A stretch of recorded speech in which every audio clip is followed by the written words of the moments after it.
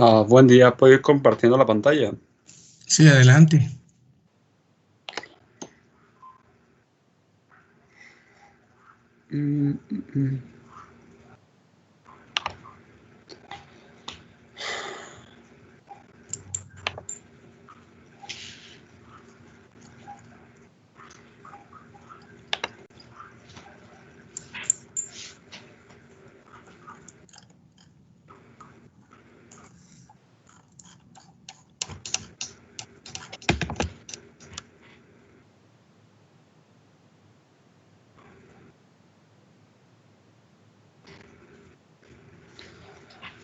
Ok. Usted me dice cuándo comenzar.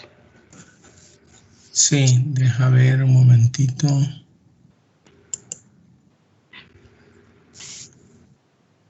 Pues ya son las 10. Lo que pasa es que ahorita estamos 37 nada más de 70 y tantos. Okay. Si quiere esperamos 2 minutos. Bueno.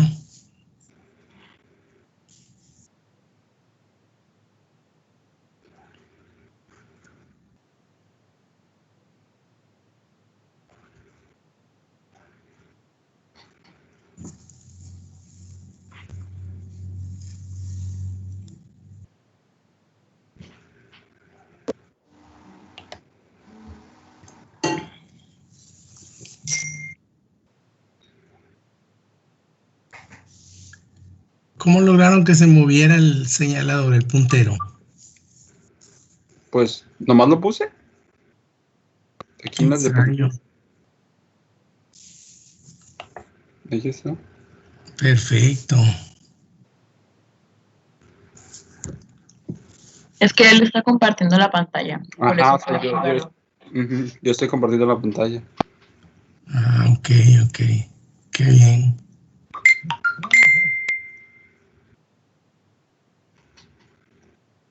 Ya somos 50. Ok, si quiere voy empezando.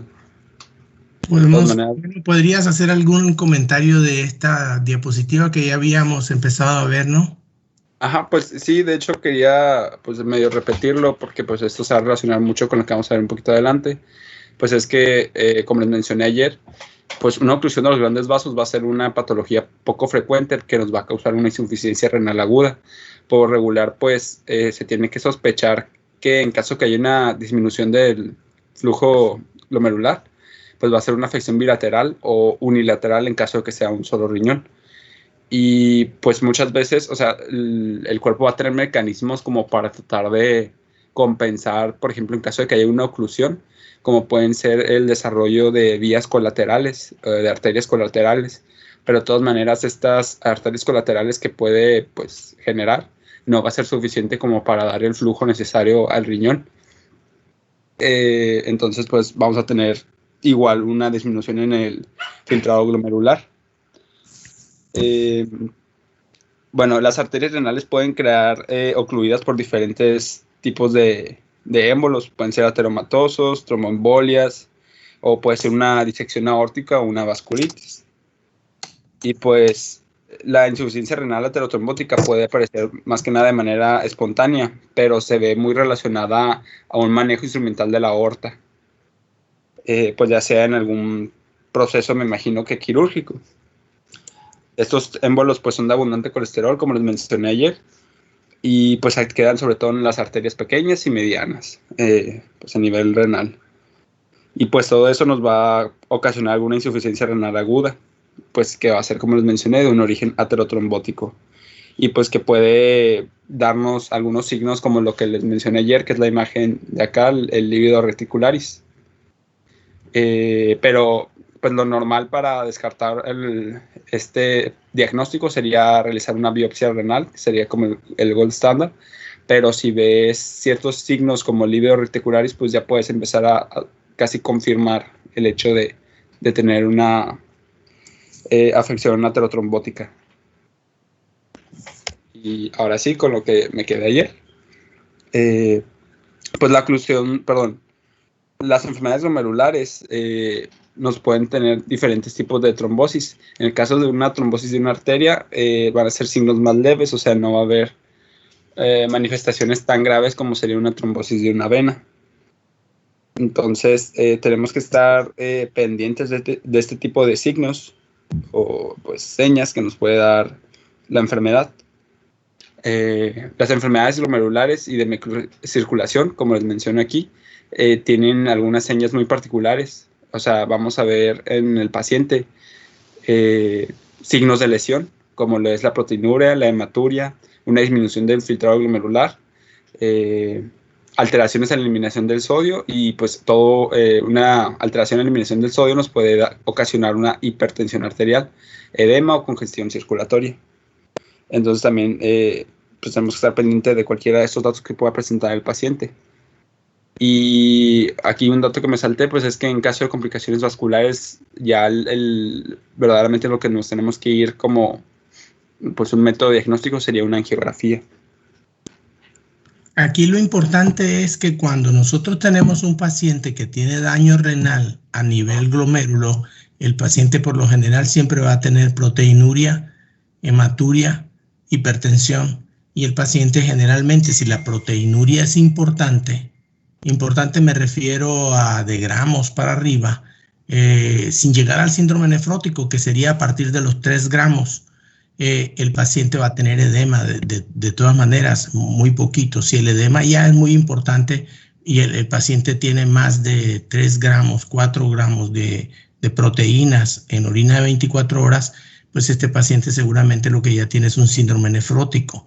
El síndrome nefrótico puede ser una manifestación de nefropatía diabética o nefropatía hipertensiva o una cosa idiopática. El síndrome nefrótico tiene muchísimas posibilidades diagnósticas etiológicas y requiere estudio, pero ya eso es un estudio más especializado que corre a cargo del nefrólogo, porque una de las indicaciones de biopsia renal que todavía persisten al momento es de las pocas indicaciones, es el síndrome nefrótico. Okay. Ante la sospecha de un síndrome nefrótico se solicitaría una biopsia. Sí, la hace el nefrólogo cuando el paciente tiene más de 3 gramos de albúmina en orina de 24 horas, porque las glomerulopatías que pueden causar síndrome nefrótico, puede haber síndrome nefrótico con biopsia renal normal, puede haber síndrome nefrótico con lo que se llamaba nefropatía de cambios mínimos, o puede haber con otro tipo de alteraciones glomerulares. Entonces, casi siempre el paciente con síndrome nefrótico se le tiene que hacer biopsia renal. Pero les decía de los pacientes que tienen, cuando nosotros tenemos un paciente que empieza a retener urea y creatinina y sospechamos una lesión glomerular por cualquier motivo que tengamos que sospecharlo, porque el paciente es hipertenso, es diabético o es joven y pudiera tener un problema autoinmune, siempre que vamos a sospechar daño glomerular es cuando en el general de orina encontremos proteinuria y hematuria, con retención de azoados, hipertensión y edema, como dice aquí. Entonces, un examen general de orina con proteinuria y hematuria es un examen general de orina que amerita seguimiento, que no podemos dejarlo así. Okay. Y pues de hecho el libro menciona que es necesario cuando sobre todo tiene presencia de cilindros, ¿cómo se les llama? Hialinos. Ajá, sí. Los cilindros son siempre datos de patología renal crónica, entonces hay que buscarlos, ¿no? Ok. Ahí está. Pues sí, este es el cilindro como se ve pues en el microscopio y pues es obviamente de una muestra de orina. Pues más que nada el cuadro clínico, los datos de laboratorio van a hacernos distinguir una nefropatía primaria de enfermedades generales, o sea, van a ser los principales factores que tenemos que tener en cuenta antes de poder pues proceder, así como decía el doctor, a realizar otra especie de estudios pues ya más especializados. Como les mencionaba, pues los cilindros van a mencionar la necesidad o van a acentuar la necesidad de realizar una biopsia renal de manera temprana, porque nos va a decir que ya, o sea, tenemos un proceso patológico pues grave. Y pues todo depende, el cuadro histológico en el caso pues de la imagen nos va a dar datos importantes sobre el diagnóstico, el pronóstico y el tratamiento que debemos de tener con el paciente. Una hematuria sin cilindros también menciona pues en el libro de Harrison que puede ser indicación de una enfermedad glomerular, pero pues los cilindros verdaderamente son un poco sensibles para indicar una glomerulonefritis, o sea, necesitamos más estudios para poder confirmar en este caso. Y pues ya como última parte por mí, hablando de oliguria y anuria, pues más que nada es como introducir estos conceptos, que la oliguria consiste en una diuresis pues poca, ¿no? Que sea menor a 400 mililitros en 24 horas. Y anuria como tal refiere a la ausencia o formación de orina, pues verdaderamente es que sea menor a 100 mililitros, o sea, una cantidad casi despreciable. La anuria puede ser una obstrucción completa o bilateral de las vías urinarias, y todo esto nos va a dar como resultado final una catástrofe vascular. Pues puede ser una disección o una obstrucción arterial también, una trombosis de la vena, una necrosis cortical-renal o, pues ya como les mencioné anteriormente, una necrosis tubular aguda. Bueno, la oliguria tenemos que tener en cuenta que nunca es normal, pues ya que es necesario mínimo producir los 400 mililitros de orina para poder pues desechar este concentrado, la carga osmolar diaria del cuerpo. Y pues creo que sería todo. Sí, aquí es una cosa muy importante. Una persona normal, por lo menos para poder desechar esa carga osmolar, tiene que orinar medio litro al día. Entonces, cuando una persona está orinando 400 o menos, tiene que llamarnos siempre la atención. Cuando los pacientes que están orinando 400 mililitros, 500 mililitros o menos, están hospitalizados, pues lo más seguro, la causa más segura es que el paciente esté deshidratado. Son pacientes que a veces se internan en el hospital y por el movimiento de la sala, hay mucha gente y todo, el paciente se queda sin tomar agua. Y entonces a lo mejor el paciente ya venía con diarrea o vómitos y venía medio deshidratado y se termina de deshidratar estando hospitalizado porque lo ponen en ayunas por el vómito, por ejemplo, y las soluciones parenterales que le administramos no serán lo suficiente para mantenerlo hidratado y empieza a orinar cada vez menos, cada vez menos. El asunto es que si el paciente sigue orinando poquito, lo que va a tener es una necrosis tubular aguda, es decir, una insuficiencia renal aguda. Los pacientes que tienen anuria o que están completamente secos, los que no orinan nada o que tienen una obstrucción uretral, tienen algo en la uretra y lo que hay que descartar es que tengan la vejiga llena de orines y no la puedan evacuar. Entonces a esos pacientes se les tiene que poner una sonda para ver si cuando ya se hidrataron lograron orinar o para ver si no tenían orina retenida, si no tenían una obstrucción uretral. Adelante. Pues listo. No sé si quieren que siga compartiendo la pantalla. Sí, pues ayúdame, porfa. Ok. Bueno, ahora lo que vamos a ver es la proteinuria, continuando con estas anormalidades urinarias. Pues la proteinuria en sí es cuando se detectan cantidades anormales de proteínas en exámenes de orina. Generalmente se identifica por primera vez utilizando tiras reactivas que detectan la albúmina en la orina. Esta albúmina en la orina se mide de manera ideal en la primera orina de la mañana, es decir, las primeras horas de la mañana cuando el paciente pues orina por primera vez en el día. Y mide la proporción entre albúmina y creatinina. Principalmente la tira reactiva va a dar primero una valoración semicuantitativa, es decir, nos va a indicar si hay trazas de proteínas y después va indicando mediante cruces 1, 2 o 3 cruces de proteínas. Posteriormente ya tenemos que indagar sobre este asunto y pedir un índice de excreción de albúmina de miligramos en 34 horas. Aunque la albúmina puede dar resultados un falso positivo cuando el pH en la orina es mayor a 7 o cuando está muy concentrado, cuando está cuando tiene presencia de eritrocitos. Y por el otro lado, también la orina muy diluida puede ocultar la presencia de albúmina en la orina, es decir, puede dar falsos negativos. ¿Le puedes dar la siguiente, por favor?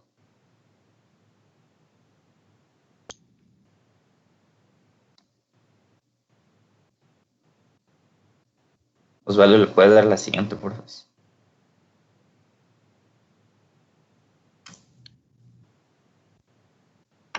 Aguanta, esto no es rápido. Ah, Ay, ay, ay.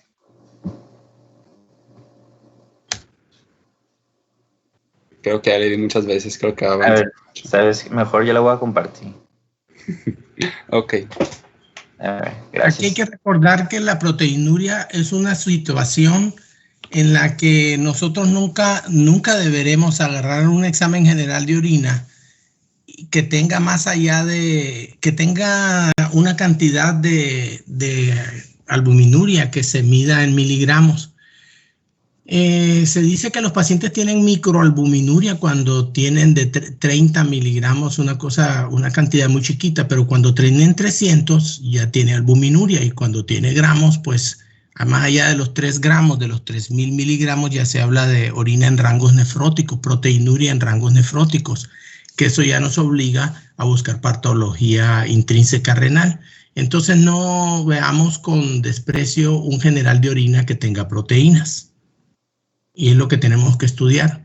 También hay lo que dice el cuadrito de la derecha, el cuadrito rosa, que dice que si la orina normal es ácida, pero si la orina, en el caso de este paciente que tiene proteinuria, es alcalina, puede estar dando resultados falsos positivos. Entonces hay que ver, la gente tiene la orina alcalina por lo general cuando tiene infección, y cuando tiene infección tiene la orina alcalina, y cuando tiene la orina alcalina tiene infección. Es un círculo vicioso y hay que cortarlo, ese círculo, acidificando la orina, cosa que se puede lograr si se le administra al paciente ácido ascórbico o incluso hasta aspirina. Puede acidificar la orina, aunque sea transitoriamente.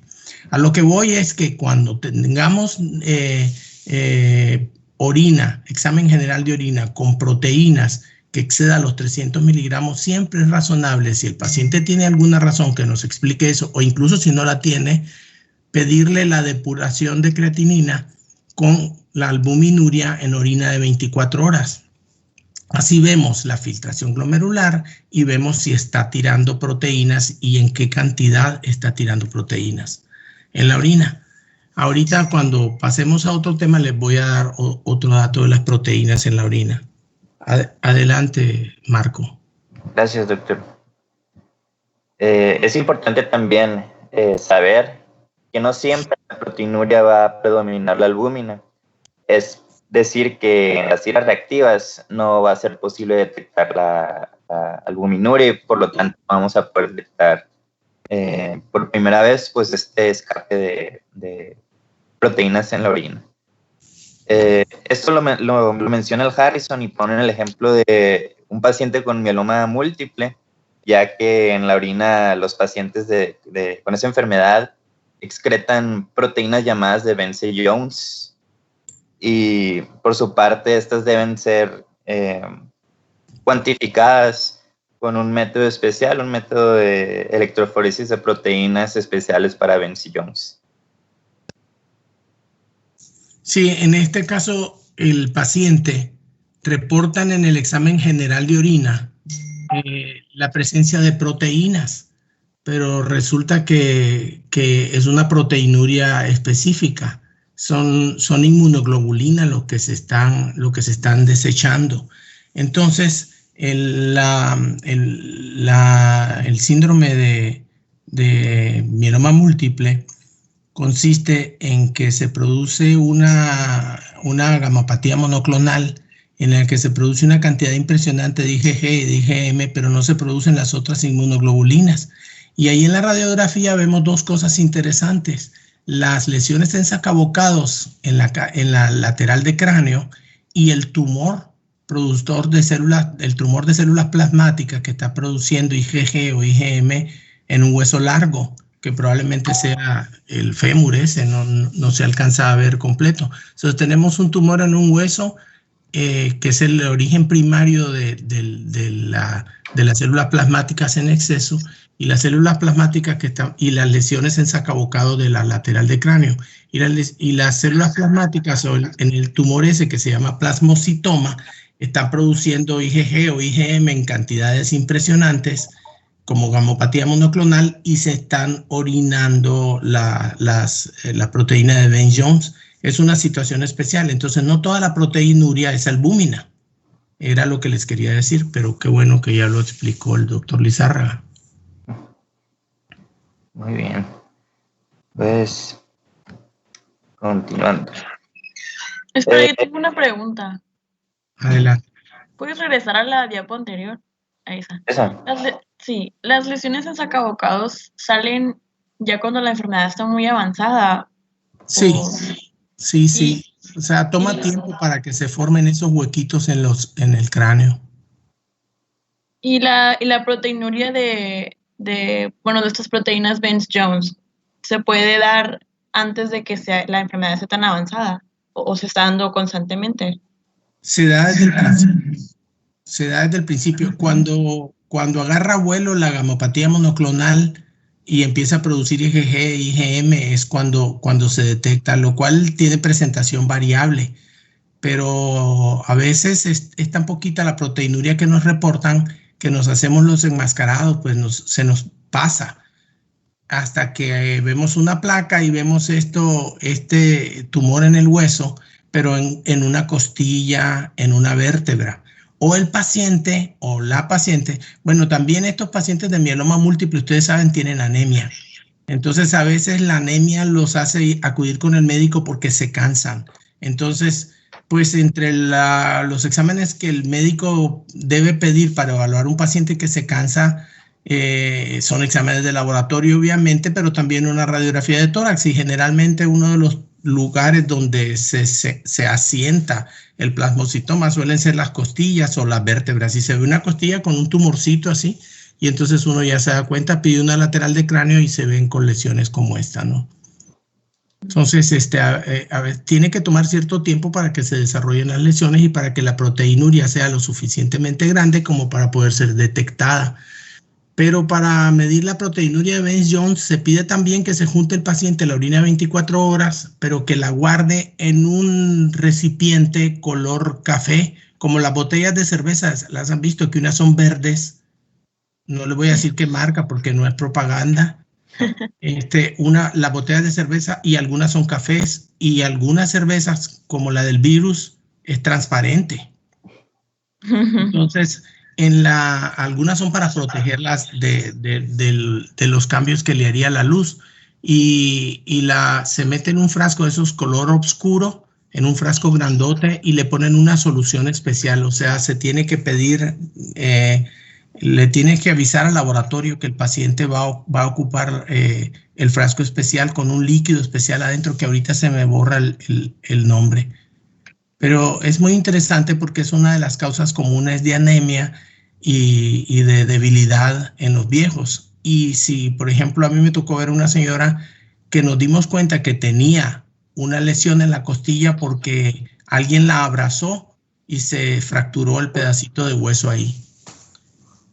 Se fracturó la costilla a la hora que la abrazaron muy fuerte. ¿Y por qué? Porque la costilla estaba debilitada, era una costilla patológica, ahí tenía el plasmocitoma, y entonces con eso se hizo el diagnóstico primero antes de detectar la proteinuria. ¿Seguimos? Muy bien. Pues desde la magnitud de la proteinuria y la composición de esta va a depender del mecanismo que originó pues este proceso.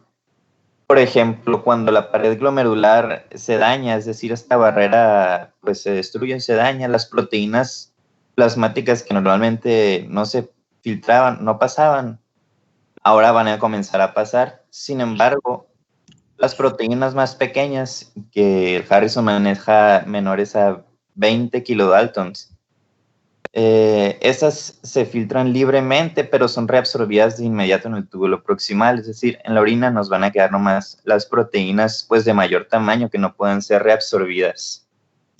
Por otro lado, la producción excesiva de proteínas anormales que excede esta capacidad de reabsorción en el túbulo proximal, pues nos va a mostrar en la orina pues, una excreción anormal de proteínas de menor tamaño. Esto generalmente sucede en discrasias de células plasmáticas, mieloma múltiple, amiloidosis y linfomas. Como pues ya había platicado el doctor del mieloma múltiple. En el caso del mieloma múltiple también se presenta una situación que se llama amiloidosis secundaria. Se infiltran de proteínas los tejidos, de tanta proteína que se está produciendo, de tanta inmunoglobulina en exceso, de amiloidosis secundaria, y si no tenía daño renal, termina con insuficiencia renal crónica. Es curioso, ¿no? Que se filtren las proteínas solo fragmentos o proteínas de peso molecular muy bajito, y luego se reabsorben de manera que la orina nunca debe contener proteína. Pero hay una situación interesante antes de que se me olvide de esto. Si ustedes se van a los que les gusta hacer ejercicio, los que son atletas, salen a correr en la mañana fuera de la contingencia y regresan y de repente su mamá les dice: mijito, se me olvidó que hoy te tocaba un examen, por ejemplo, te toca hacerte un examen de orina. Si se hacen el examen de orina después de hacer ejercicio, van a tener proteinuria trazas o proteinuria huellas. Eso no tiene importancia y es por el solo hecho de haberse ejercitado, ¿no? Les puede aparecer la presencia de proteínas en orina, pero de un nivel muy bajito, que le llaman huellas o trazas, que es casi apenas detectable, pues. Y eso, lo único que hay que hacer es razonablemente repetir el examen general de orina en un mes sin haber hecho ejercicio antes de tomar la muestra. Muy bien. Y pues ahora les puse este pequeño esquema que es más o menos utilizado para descartar o indicar posibles patologías que nos estuvieran produciendo pues esta proteinuria. En la parte de arriba pues comenzamos con una tira reactiva positiva a proteinuria. Posteriormente ya medimos la pérdida urinaria de proteínas y albúmina en 24 horas. Y ya se clasifican según el grado o la cantidad de proteínas excretadas. La albuminuria moderada es de 30 a 300 miligramos día y nos puede indicar inicios de diabetes, hipertensión esencial o glomerulonefritis incipiente. Una albuminuria intensa, que ya es de 300 a 3.500 miligramos día aproximadamente, ya nos puede indicar una nefropatía por mieloma, una proteinuria intermitente, proteinuria por fiebre, incluso por ejercicio, como mencionaba el doctor hace poco. Incluso también puede darse por insuficiencia cardíaca congestiva. Y ya una proteinuria superior a 3.5 gramos al día ya es el límite nefrótico, ya nos puede ocasionar un síndrome nefrótico y nos puede indicar ya patologías más avanzadas, como la diabetes avanzada, amiloidosis, enfermedades de cambios mínimos, nefropatía por IgA y pues glomerulopatía membranosa. Esta pérdida de 3.5 gramos al día, como decía, nos puede ocasionar ya un síndrome nefrótico, y esto nos puede llevar a una hipoalbuminemia, hiperlipidemia y una presencia de edemas. Generalmente esta hipoalbuminemia es resultado de la excreción urinaria excesiva pues, de albúmina. Se excreta más de lo que se puede producir, por lo tanto pues se van agotando los niveles plasmáticos de albúmina. Y el edema que esta puede ocasionar es debido a la reducción de la presión oncótica en el plasma, es decir, el líquido intravascular se va a empezar a filtrar hacia espacio intersticial. Y para compensar esta hipovolemia intravascular, el sistema renina-angiotensina se va a activar y además se va a estimular la secreción de ADH, así como la activación del sistema nervioso simpático, todo esto para tratar de compensar pues la pérdida, ¿no?, del líquido intravascular. Además, pues esto nos va a ayudar a aumentar la reabsorción renal de agua y de sal, ¿no?, precisamente para compensar. Y pues sería esto como las complicaciones de la proteinuria, ¿no?, síndrome nefrótico, y pues con eso terminaríamos este tema de proteinuria y seguirá. Marco, ¿me podrías compartir tu pantalla, por favor? Sí.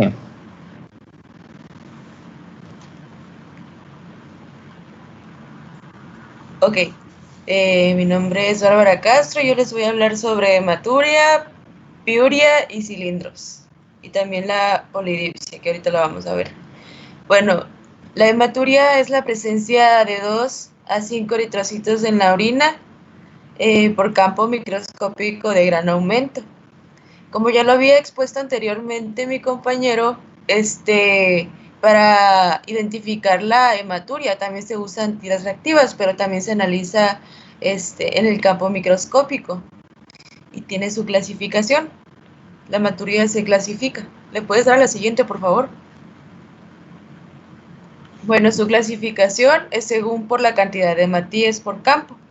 Se dice hematuria microscópica cuando es menor a 100 hematíes por campo. Y la hematuria microscópica no se observa a simple vista, no se ve el color rojizo.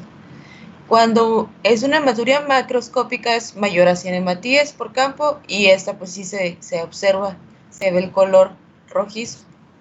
Y bueno, también se clasifica según el momento de aparición. Puede ser que al momento de miccionar, el chorro miccional, aparezca el color rojizo. Cuando recién está el chorro miccional, se llama terminal cuando al final del chorro miccional ya aparece el color rojizo, o se llama total cuando de plano ya en todo el chorro miccional se ve el sangrado. Y pues según la duración, la hematuria puede ser transitoria o crónica. Es decir, transitoria se refiere a que puede no ser constante, pues puede aparecer en ciertas actividades que realicemos, por ejemplo, una actividad intensa de ejercicio, puede dar una falsa hematuria por menstruación, por fiebre, una enfermedad viral, etc. Y crónica puede ser ya asociada a una glomerulopatía o una enfermedad renal, otra enfermedad renal. La siguiente, por favor. Bueno, las principales causas de hematuria, de todas esas que aparecen aquí, es la del parénquima renal, las uroteliales, los traumatismos, la tuberculosis y también la de los cuerpos extraños. Pero, ¿le puedes dar otra, por favor? Sí. Ahí está. La hematuria se divide en las causas, de causa urológica y de neurológica. También está la de los tumores, como las neoplasias uroteliales, que aumentan conforme la edad. O sea, es más probable que una persona tenga una neoplasia urotelial entre más sea su edad, pues. Y pues las neoplasias uroteliales normalmente se muestran como una microhematuria, pues no se observan como una macrohematuria. También de aquí otras enfermedades que causan hematuria, de las más frecuentes es la hipercalciuria, aunque aquí dice poco frecuente, yo leí en otras bibliografías que la nefropatía por inmunoglobulina A es una de las más frecuentes, también la nefritis hereditaria, la glomerulonefritis, que normalmente las enfermedades glomerulares dan microhematuria aislada. Las enfermedades sistémicas como el lupus, la vasculitis, creo que ya había mencionado la tuberculosis, algunos fármacos que también causan hematuria, como los que se mencionan aquí, Pero también hay otras, en la tabla 2 podemos ver a nuestra derecha que hay falsas hematurias, como ya había dicho al principio, la hemorragia vaginal, algunos fármacos como los antibióticos, los antiparkinsonianos, anticonvulsivos, laxantes, relajantes musculares y también algunos alimentos que nosotros comamos pueden dar falsas hematorias, como ahí dice las zarzamoras, fresas, las cerezas, el betabel, etc. La siguiente, por favor. Ok. Así como podemos presentar hematuria en alguna enfermedad renal, también puede estar asociada con piuria. Normalmente la piuria no la vamos a observar, o sea, sí la podemos observar solo en la orina, se puede presentar sola, pero normalmente va acompañada con la hematuria, pues no es aislada casi en la mayoría de los casos. Y pues la piuria se refiere a la presencia de pus en la orina y es mayor a 100 mililitros por orina o mayor a 5 piecitos por campo. Y pues los cilindros, también los cilindros, los que se ven en esta imagen, los vamos a ver, en enfermedades crónicas renales. Los cilindros son producto de un proceso inflamatorio y destrucción epitelial, y su morfología está dada conforme el paso de los túbulos renales. ¿Cómo se forman estos cilindros? Lo que pasa que allí la matriz del cilindro está formada por una glicoproteína de alto peso molecular, a la cual se adhieren ciertos elementos formes, por ejemplo los eritrocitos, los leucocitos, etc. Lo que va a pasar, esa proteína se llama Thom's-Harsfeld, a la cual se le van a oír esos elementos formes. Y pues como ya había dicho, ¿no? Los cilindros es más común que los observemos en enfermedades, en nefropatías crónicas. La siguiente, por favor. Bueno, la poliuria. Se le llama poliuria a la producción de orina. Es una producción excesiva de orina y es mayor a 3 litros por día. Es importante que no se confunda la poliuria con la poliurquia, porque la poliurquia es orinar varias veces pero en cantidades pequeñas. Bueno, la poliuria se debe a dos principales mecanismos, que es la excreción de solutos no absorbibles como la glucosa o excreción de agua, en general por una anomalía de la producción de ADH o la reactividad renal. Por ejemplo, el síndrome de secreción inadecuada de hormona antidiurética. Aquí, como ya hemos visto en fisiología, la hormona antidiurética ayuda a reabsorber el agua, es decir, nos ayuda a retener líquidos. ¿Y qué va a pasar en esos pacientes que padezcan del síndrome de secreción inadecuada de ADH? Pues van a empezar a retener líquidos, se van a diluir los electrolitos, van a empezar a presentar una hiponatremia eubólica y así consecutivamente. Y pues las causas más comunes de poliuria en los adultos son la administración de diuréticos, la diabetes mellitus no controlada, pues es uno de sus síntomas, ¿no? La poliuria, sabemos que un paciente diabético, bueno, sospechamos que un paciente puede tener diabetes mellitus cuando observamos deshidratación, poliuria y así, entre otros síntomas, pero pues predomina la poliuria. Y también a veces pacientes que tienen diabetes mellitus controlada pueden presentar poliuria, porque pueden presentar diabetes insípida central o también polidipsia primaria, que también es común en pacientes diabéticos. Y siguiente. Creo que ya es todo. Sí, ya está. Muchas gracias. ¿Es todo el tema? ¿O sigue alguien? No, ya se acabó. Muchas gracias, Marco. La Ya, diabetes sí, eso. insípida Sí, nada. es una situación en la que suceden dos cosas. O no hay hormona antidiurética, o sí hay, pero el riñón no la reconoce. Y ustedes se acuerdan que una se llama diabetes insípida central y la otra se llama diabetes insípida nefrogénica. Entonces, en la diabetes insípida central, pues no hay hormona antidiurética y el pobre paciente se la pasa orinando y orinando y orinando, se deshidrata y se la pasa tomando agua al ritmo que orina, toma agua.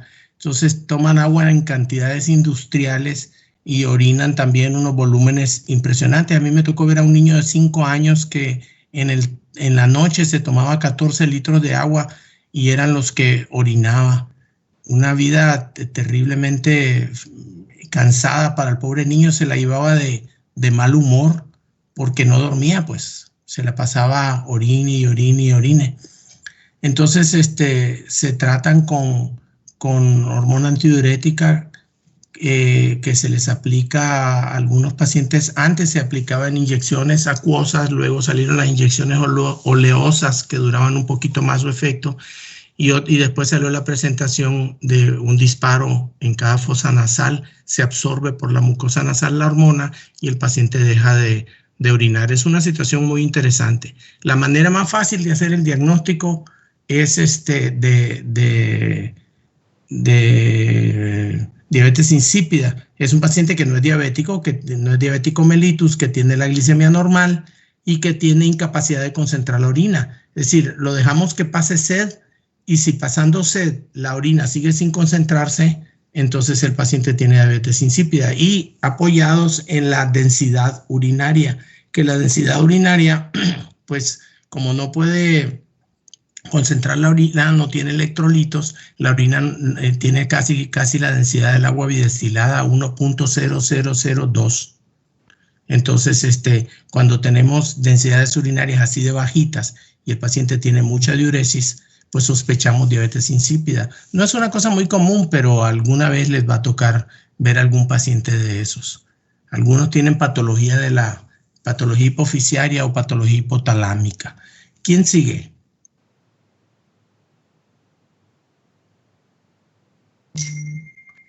¿No tienen listo el siguiente tema? Sí, está listo. Adelante.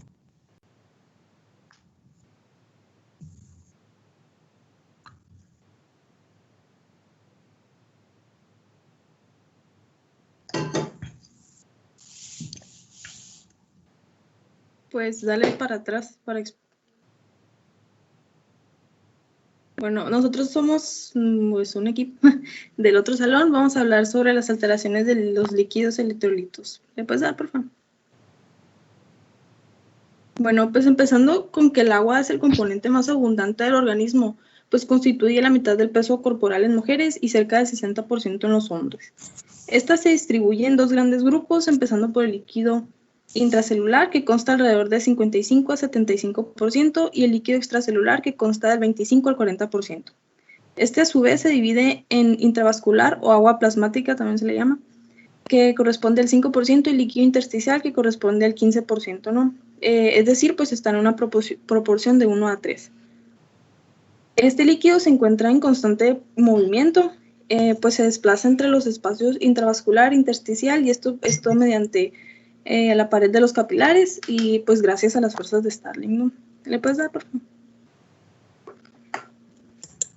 Bueno, ahora hablando pues del equilibrio hídrico que se lleva a cabo pues por medio del sodio, es necesario que se secrete una hormona llamada vasopresina y exista pues un trabajo en equipo, ¿no? La vasopresina, la ingestión de agua y que haya un adecuado transporte renal. Esto porque estos tres elementos se encargan de mantener una osmolalidad hídrica que es entre los 280 y 295 milosmoles por kilo. Bueno, y hablando más sobre la vasopresina, esta se sintetiza por medio de las neuronas magnonucleares del hipotálamo, y bueno, aquí los axones de estas establecen proyecciones con la neurohipófisis, y desde esta neurohipófisis se libera la vasopresina, mientras que por otra parte una red de neuronas centrales perciben pues la osmolaridad circulante y ya deciden ahí si se activa o se inhibe. Pues esto gracias por medio de los incrementos o disminuciones que hay de la osmolaridad circulante, ¿no? Cuando se perciben niveles mayores a 285 milosmoles por kilo, a este nivel es donde la sed se llega a activar y pues con ello se obtiene la ingestión de agua, ¿no? En los individuos que lo hacen. Los cambios en el volumen sanguíneo y de la presión arterial también constituyen estímulos directos para la liberación de vasopresina. También pues el líquido extracelular modula la vasopresina y en relación con ella la osmolaridad. O sea, hay varias cosas que regulan la secreción. Y por último, la vasopresina tiene una semivida de 10 a 20 minutos, por lo que los cambios que genera son muy rápidos. O sea, en cuanto se libera, pues tienen de 10 a 20 minutos para que este pueda funcionar. ¿Puedes dar, por favor?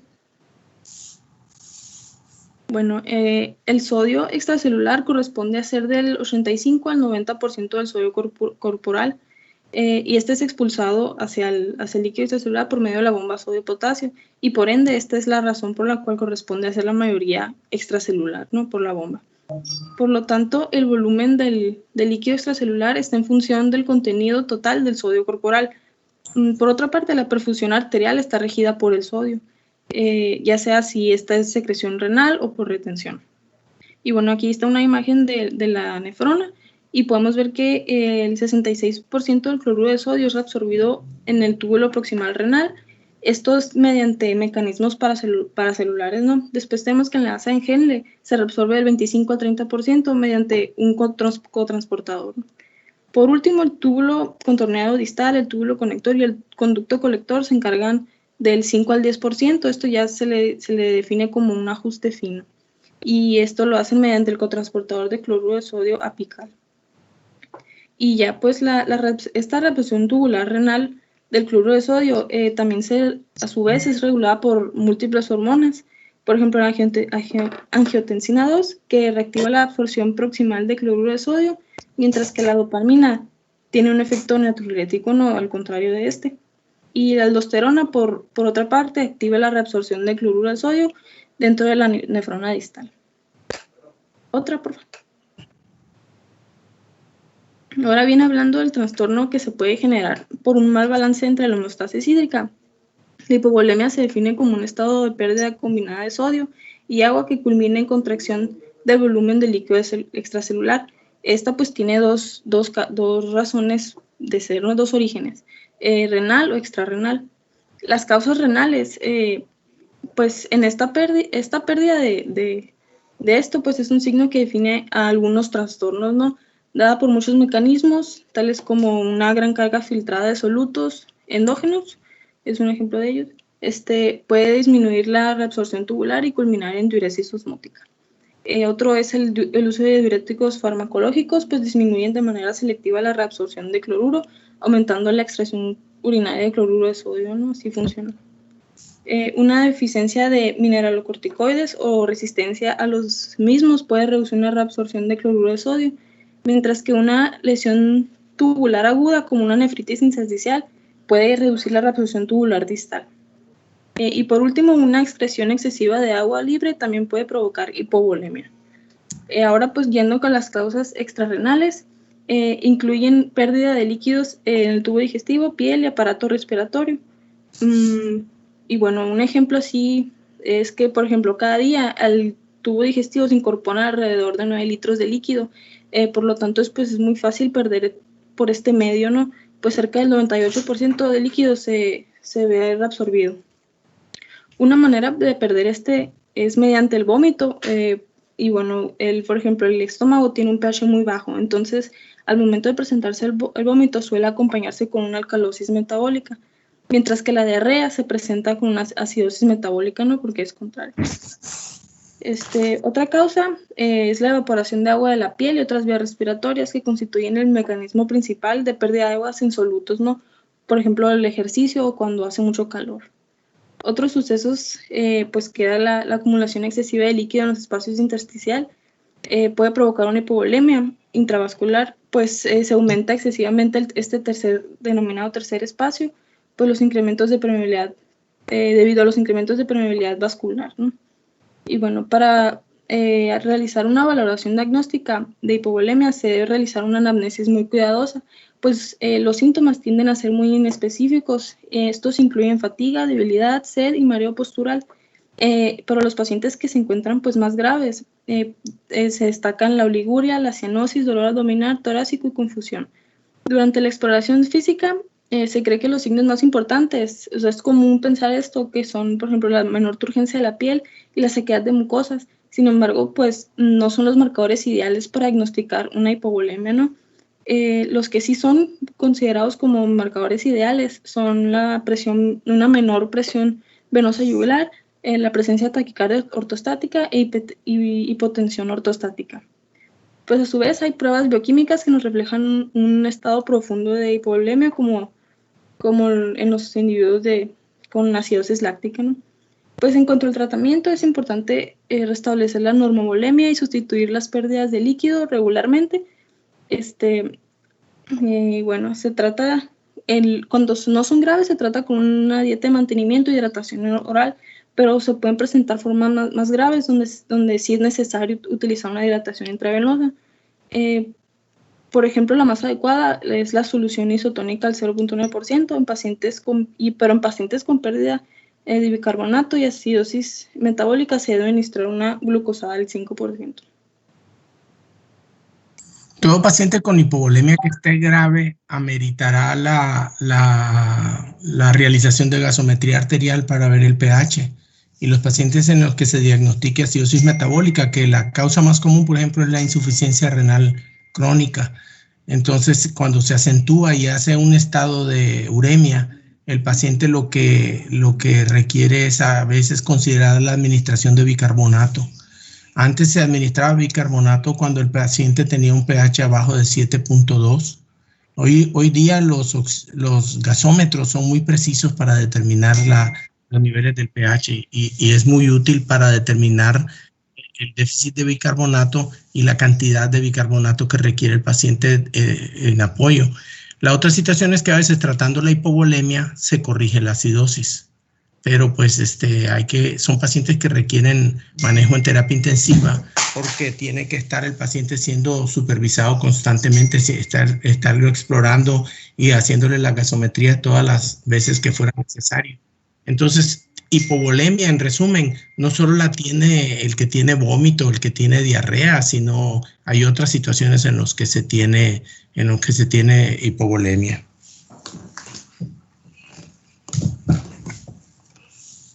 Adelante, Bárbara. Dale otra, pero ya no voy a hablar. Bueno, ¿quién sigue? Sigo yo.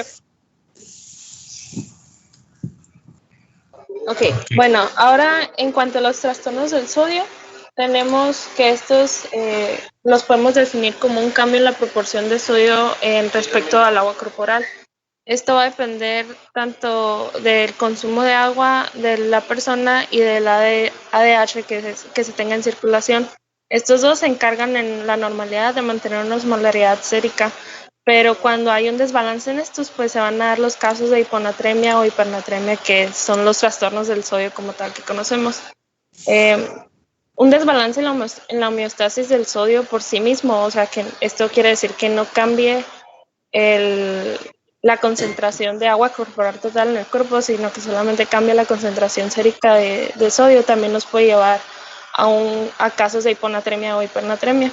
Y pues de esto depende mucho la integridad del líquido extracelular. Siguiente, por favor. Bueno, la hiponatremia como sigue, vamos a tener va a ser en los casos en la que la concentración de sodio plasmático sea por debajo de 135 milequivalentes por litro. Como sabemos, pues los niveles normales de sodio son de 135 a 145, ¿no? Todo lo que esté debajo de 135 ya lo podemos considerar como hiponatremia. Esta es algo común, ya que afecta al 22% de los pacientes hospitalizados. Casi siempre va a ser consecuencia de un aumento en el nivel de ADH circulante o de una mayor sensibilidad renal a esta. Y pues vamos a tener tres grupos en los que la podemos dividir. que son 3 tipos que la vamos a clasificar según la anamnesis y el estado volumétrico del paciente, que son la hiponatremia hipovolémica, la hiponatremia euvolémica, hiponatremia hipervolémica y un caso especial en el que vamos a tener hiponatremia por consumo bajo de solutos. Siguiente, por favor.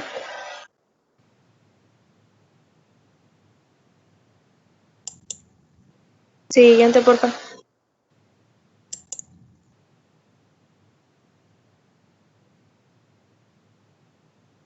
Ronaldo. Buenos días, Ronaldo. Siguiente.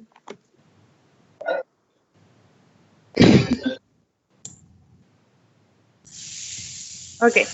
Bueno, en los casos de hiponatremia hipovolémica, pues prácticamente es lo mismo que acaba de mencionar la compañera, ¿no? Vamos a tener un caso de hipovolemia, lo que nos va a llevar a un aumento de la concentración de ADH sérica.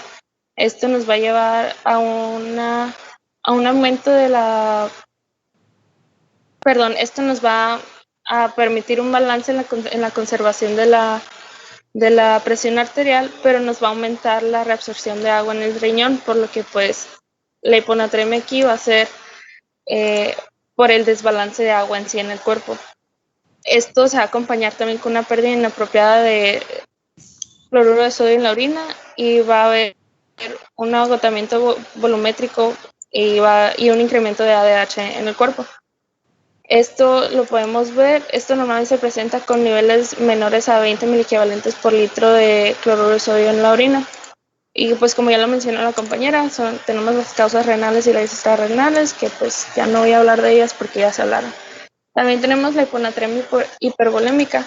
Esta se va a dar porque va a haber tanto un aumento de cloruro de sodio en el cuerpo, pero va a haber un aumento más grande del agua corporal total.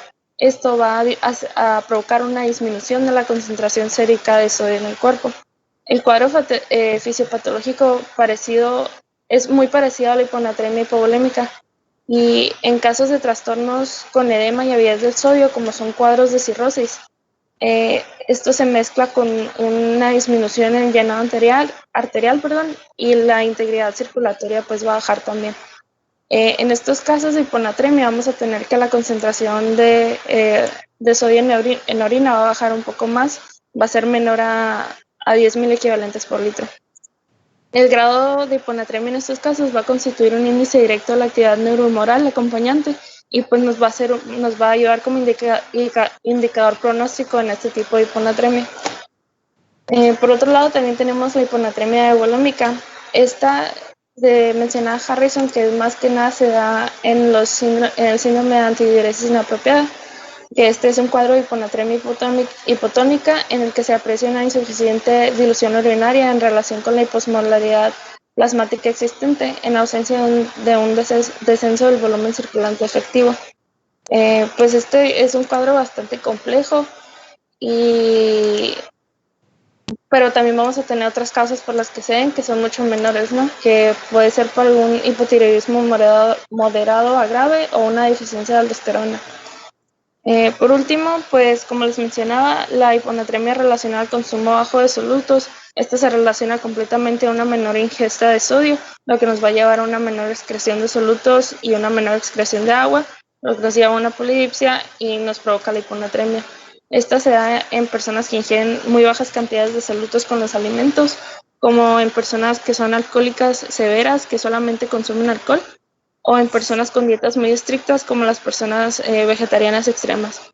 Vamos a tener que se da un cuadro inicial con osmolalidad urinaria menor a 100 miliosmoles por kilogramo de peso. Va a haber una concentración de sodio urinario menor a 10 miliequivalentes por litro también, y pues esta es muy fácil corregirla, pues se corrige con la reanudación de la ingesta normal de solutos o con una hidratación con solución salina. ¿Sí? Bueno, ya nos tenemos que ir por la hora. Cuídense mucho y nos vemos mañana a las 10.